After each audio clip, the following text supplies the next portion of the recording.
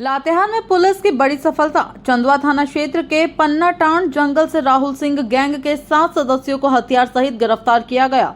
Police को सूचना मिली थी कि गैंग अमझरिया कैंप के पास लूट और रंगदारी की योजना बना रहा है। एसडीपीओ अरविंद कुमार की टीम ने जंगल में घेराबंदी कर दबोचा।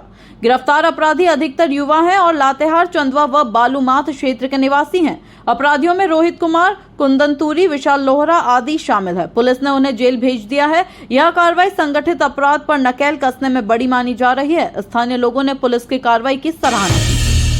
मेहजाम में जुए के अड्डे पर छापा। ढेकीपाड़ा गांव के एक निर्माणाधीन मकान में चल रहे जुए के अड्डे पर पुलिस ने छापा मारा। गुप्त सूचना पर पुलिस ने 2 लोगों को रंगे हाथों ताश और 14,000 नगद के साथ पकड़ा। गिरफ्तारों में सलीम अंसारी और निमाय मंडल शामिल है। 6 अन्य आरोपी फरार हो गए, जिनकी तलाश जारी है। थाना प्रभारी के अनुसार ये लोग जगह बदल बदल कर जुआ खेलते थे। स्थानीय लोगों को अवैध गतिविधियों से राहत मिली है। पुलिस ने जुआ अधिनियम के तहत मामला दर्ज किया है। अभियान आगे भी जारी रहेगा। देवघर में सरकारी शिक्षक की हत्या। जसीडीह थाना क्षेत्र के जंगल में सरकारी शिक्षक नंदकिशोर दास की लाश मिली। वह जमुई जिले में प्राथमिक विद्यालय में शिक्षक थे और बाजार के लिए निकले थे। परिजन रात भर खोजबीन करते रहे, लेकिन सुबह जंगल में शव मिला। चेहरे पर चोट के निशान थे, जिससे हत्या की आशंका है। मोबाइल से संपर्क नहीं हो पाने पर परिजन चिंतित हो गए थे। सदर अस्पताल में शव की शिनाख्त के बाद पोस्टमार्टम कराया गया। हत्या के कारणों की जाँच जारी है। स्थानीय लोग घटना से स्तब्ध हैं। पाकुड़ में सड़क हादसा, 3 घायल। माल पहाड़ी सड़क पर ट्रक और बाइक की टक्कर में 2 बाइक सवार व 1 राहगीर घायल हो गए। घटना रविवार रात हरिड़ डांगा स्कूल के पास नो एंट्री खुलने के बाद हुई। तेज रफ्तार ट्रक ने बाइक को टक्कर मारी। घायलों को सदर अस्पताल भेजा गया। स्थानीय लोगों ने सड़क पर 2 घंटे तक जाम लगाया। नो एंट्री के नियमों के उल्लंघन पर नाराजगी जताई गई। घटना स्थल पर पुलिस की मौजूदगी से तनाव कम हुआ। पुलिस ने ट्रक को जब्त कर जाँच शुरू कर दी है।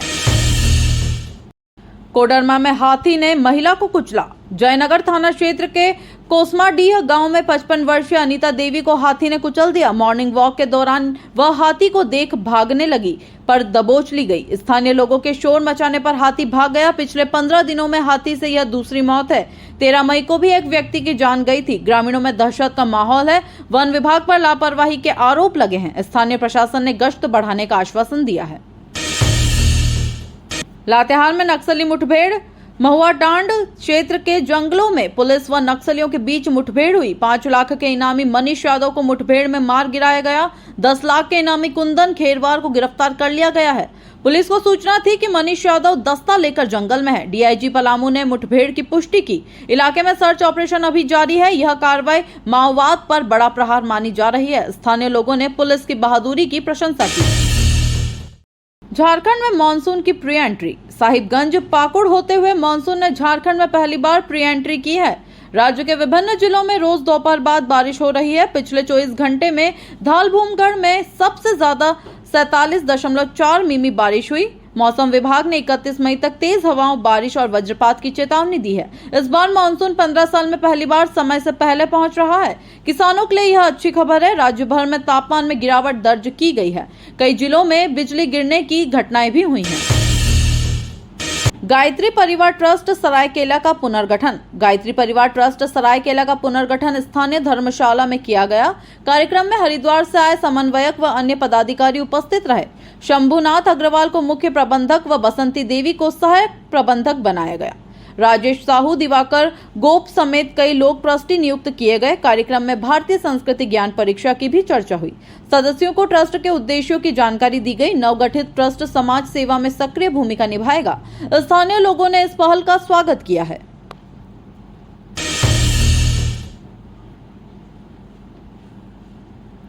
चाईबासा के गांव में पानी की समस्या। 12 गांव में जल मीनार 6 महीने से खराब पड़ी है। स्विच बोर्ड और मोटर की खराबी से पानी की आपूर्ति बाधित है। करीब 20 परिवार पानी की कमी से जूझ रहे हैं। गांव की महिलाएं सबसे अधिक प्रभावित हैं। अधिकारी व कर्मचारी आज तक निरीक्षण करने तक नहीं आए। ग्रामीणों ने मुखिया से शिकायत की, लेकिन समाधान नहीं हुआ। जल संकट से जीवन प्रभावित हो रहा है। जल विभाग ने शीघ्र जांच व मरम्मत का आश्वासन दिया है।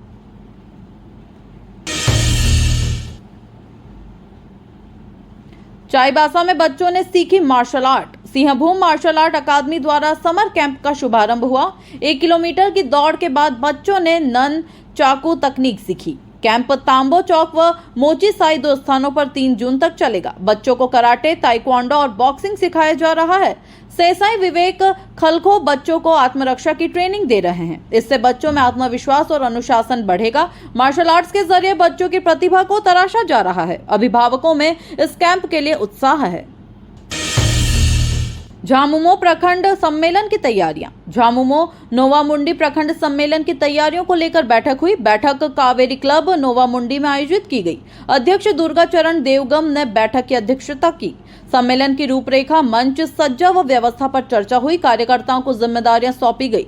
सम्मेलन में कई नेता और कार्यकर्ता शामिल होंगे। सम्मेलन को सफल बनाने की योजना बनी। यह कार्यक्रम झामुमो के सांगठनिक विस्तार के लिए अहम है। चाईबासा में निर्माण कार्य का शिलान्यास।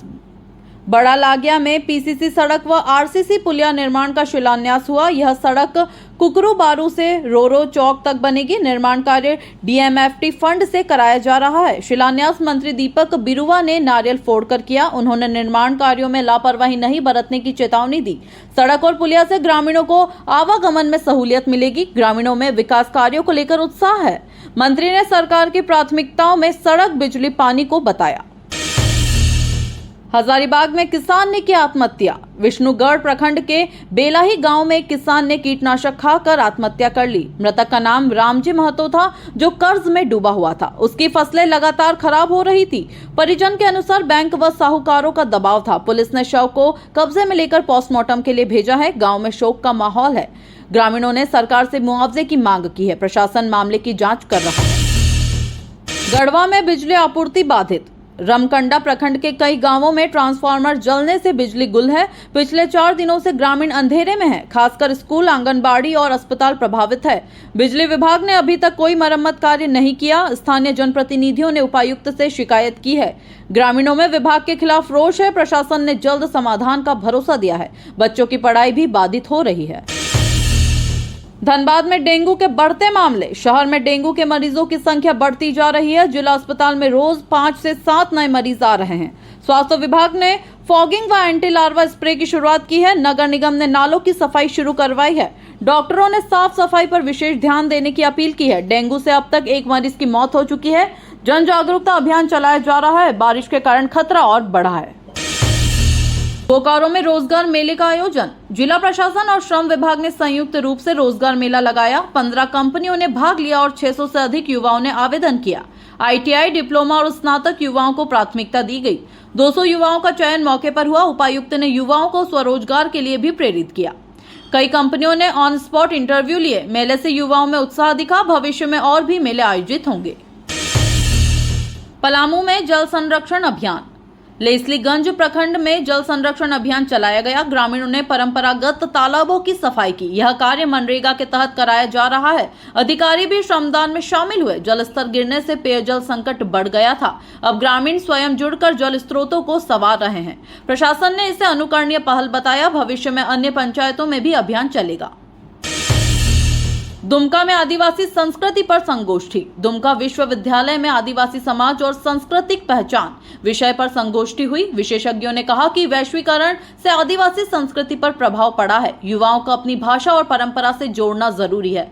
विद्यार्थियों ने सांस्कृतिक प्रस्तुति भी दी। कुलपति ने स्थानीय साहित्य को बढ़ावा देने की बात कही। संगोष्ठी में शोधार्थी और प्राध्यापक शामिल हुए। आयोजन में भारी उपस्थिति रही। गुमला में पेयजल योजना ठप। चैनपुर प्रखंड की जलापूर्ति योजना महीनों से बंद है। पाइपलाइन में लीकेज और पंप हाउस की खराबी से पानी नहीं मिल रहा। ग्रामीण कुएं और झरनों पर निर्भर हैं। महिलाएं किलोमीटर दूर पानी लाने को मजबूर हैं। विभागीय अधिकारियों की अनदेखी पर नाराजगी है। विधायक ने जांच का आदेश दिया है। जल्द मरम्मत की प्रक्रिया शुरू होगी। गर्मी में जल संकट और गंभीर हुआ है। रांची में स्वच्छता पर वॉल पेंटिंग प्रतियोगिता। नगर निगम की पहल पर बच्चों ने स्वच्छता संदेश पर चित्र बनाए। प्रतियोगिता में 200 से अधिक छात्रों ने भाग लिया। पेंटिंग्स में जल संरक्षण, कचरा प्रबंधन और प्लास्टिक मुक्त भारत जैसे विषय शामिल रहे। विजेताओं को प्रमाण पत्र और पुरस्कार दिए गए। उपायुक्त ने बच्चों के प्रयास की सराहना की।